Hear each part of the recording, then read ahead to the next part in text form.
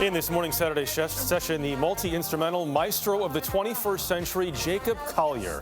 The genre-defying Collier, who's already a 4-time Grammy winner, is nominated for another 3 statuettes at next month's award show. You will see Collier's eye-popping performances in a moment, including a Christmas classic. But first, he spoke with Anthony Mason.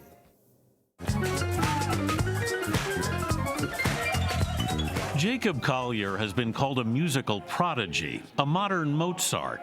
At 26, he already has an armful of Grammys. But an Album of the Year nomination? Did that catch you a little by surprise? Utterly by surprise, yeah. A surprise would be a huge, vast understatement. Moon River. Collier's sound jumps between genres.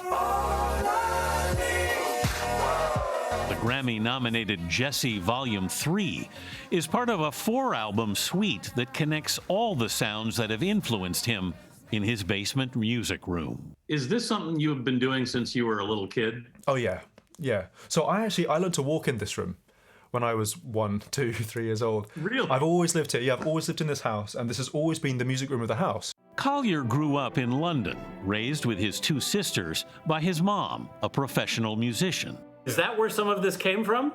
I think so. Yeah, she's probably upstairs right now, but yeah, she was such a force for me as a boy, and she's a violinist and also a conductor. So my idea of what music was kind of supposed to feel like was arms and energy and spirit, and I remember sitting on her lap as a 2-year-old and just listening to her play it above me, and that was a very special musical memory.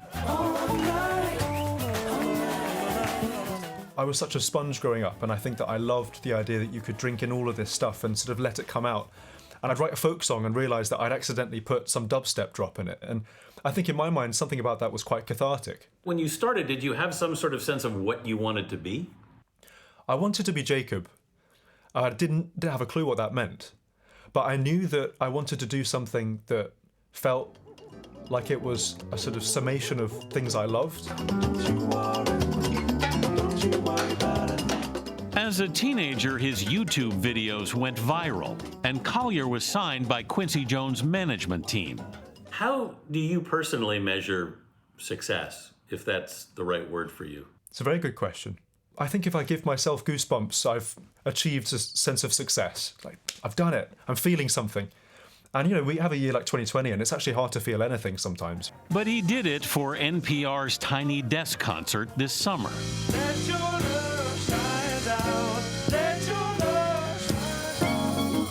All of those people in that video are you. Yeah, that was one of my favorite quarantine projects, actually. Collier says he hasn't been able to stop creating this year.